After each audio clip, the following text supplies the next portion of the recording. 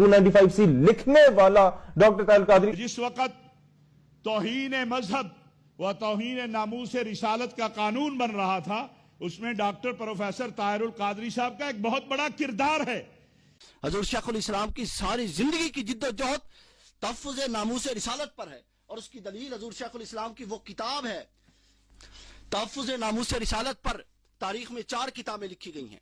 इससे कबल आनाफ में तहफ्फुज़ नामूस रिसालत पर कोई किताब नहीं है। हजूर शेखुल इस्लाम ने पहली किताब हनफियों ने इमाम आजम अबू हनीफा से लेकर शाह वलीउल्लाह मुहद्दिस देलवी और आला हजरत फाजिल बरेलवी तक आनाफ में कोई इस मौजू पर किताब नहीं। मुझे याद है एक दफा हमारे बहुत बड़े आदम मुफ्ती अहले सुन्नत मुफ्ती सैयद शजात अली कादरी रहमतुल्लाह तआला अलैह हमारे साथ एक मीटिंग में थे, और तौहीन रिसालत के हवाले से वफाकी शरीय अदालत में केस चल रहा था, और गुस्ताख रसूल की सजा के हवाले से दलाइल दिए जा रहे थे। तो जस्टिस सैयद शजात अली कादरी रहमतुल्लाह तआला अलैह ने उस हमारी प्राइवेट मजलिस में कहा कि शुक्र अल्लाह ताला का कि ताहिरुल कादरी साहब मौजूद थे, और उन्होंने अहले सुन्नत व जमात की लाज रख ली। अगर वो न होते तो मुखालिफीन थे, उनके पास मवाद भी था, लेकिन हम अहले सुन्नत व जमात के लोगों में कोई ऐसा आदमी नहीं था जो ऐसे दलाइल दे सकता जैसे कि प्रोफेसर साहब ने दलाइल दिए। गुस्ताख रसूल की सजा मौत। पाकिस्तान में ये कारनामा शेखुल इस्लाम डॉक्टर मोहम्मद ताहिरुल कादरी का है। कानून पास कराने में क्रेडिट शेखुल इस्लाम का है।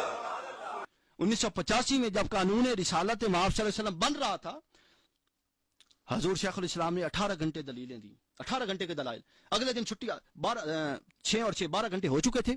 अगले दिन छुट्टी थी, और ये बात ऑन रिकॉर्ड है, हर कोई जानता है, रिकॉर्ड पर है ये बात।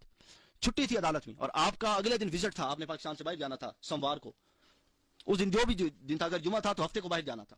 आपने कहा कि मेरा विजिट है, और जजों ने रिक्वेस्ट की कि इससे पहले हम 100 के करीब उलमा की समाअत कर चुके हैं, इनमें से कोई उस मौजू पे बात ही नहीं करता। ये आके फजीलत की हदीसें सुनाते हैं रसूल पाक की।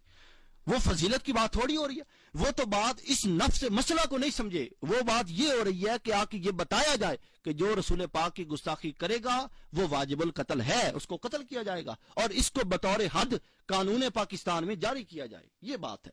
तो फिर अदालत ने क्या किया, पाकिस्तान की तारीख में पहली बार ऐसे हुआ कि वहीं पे अदालत, वफाकी शरीय अदालत के दोनों तीनों जितना भी बेंच था, उन्होंने वहीं पे फैसला किया, और उन्होंने वहीं पे ऐलान किया कि कल अदालत खुलेगी। और पाकिस्तान की तारीख में पहली बार अदालत छुट्टी के दिन खुली। अगले दिन समाअत हुई, 18 घंटे 6 घंटे फिर दलाइल, 18 घंटे के दलाइल हुए, और 295C गुस्ताखी रिसालत का जो कानून है 295C वो वजूद में आया। 295C ईमानी कानून है। 295C तो आपको इतना प्यारा है, जिसने 295C बनवाया उससे आप क्यों मुखालफत करते हैं?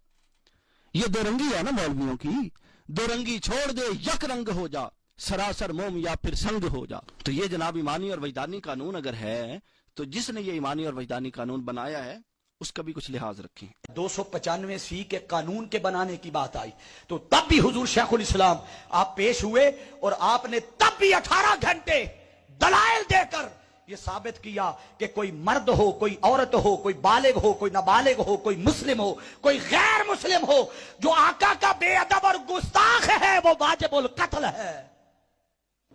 जो आका का गुस्ताख है वो वाजिबुल, वो अलग प्रोसेस है कि वो अभी तक लॉ का एक हिस्सा था जिसे प्रोसीजर लॉ कहते हैं। अभी उस पर वर्किंग होने वाली थी कि ये कानून जल्दी जल्दी पार्लियामेंट से पास करवा दिया गया। अभी इसकी बहुत सारी चीजें थी, अमेंडमेंट होने वाली थी, मगर हाजरीन इह्तिशाम उस वक्त जब ये कानून पास हुआ और वो पहला 84 वाला जब मौका आया, तो सबसे पहले जिस शख्स ने आगे बढ़कर हुजूर शेखुल इस्लाम के हाथों को बोसा दिया, मौलाना अब्दुल रहमान अशरफी, जामिया अशरफिया वाले, आपने बढ़कर हाथ चूमा, और हाथ चूम कर आंखों से छम छम आंसू बरस रहे थे, और कह रहे थे कादरी साहब आपका शुक्रिया, आपने मोहम्मद के गुलामों की लाज रख ली, आज हमारे ईमान को बचा लिया। लोगों आओ, जब वक्त हाथ से गुजर जाता है तो तब बंदा पछताता रहता है। आज वो हस्ती हम में मौजूद है, हम में آج وقت ہے، آج لے ان کی پناہ، آج مدد مانگ ان سے،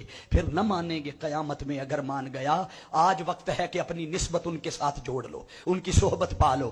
حاضرین مکرم، آئیے اس صحبت کے لیے بہترین موقع شہر اعتکاف سج رہا ہے کہ جب ہر رات مصطفیٰ کی ثناخوانی ہوتی نظر آئے گی، قرآن کی تلاوت ہوتی نظر آئے گی۔ ہر رات جب میں کبھی ایرانی قرہ، کبھی پاکستانی قرہ، کبھی سوڈانی قرہ، کبھی ایرانی قرہ، کبھی مصری قرہ، آپ کو قرآن بھی سننے کو ملے گا، قرآن کی تشریح بھی سننے کو ملے گی۔ قرآن کے نور سے آپ کے سینوں کو روشن اور منور کرنے کی کوشش کی جائے گی۔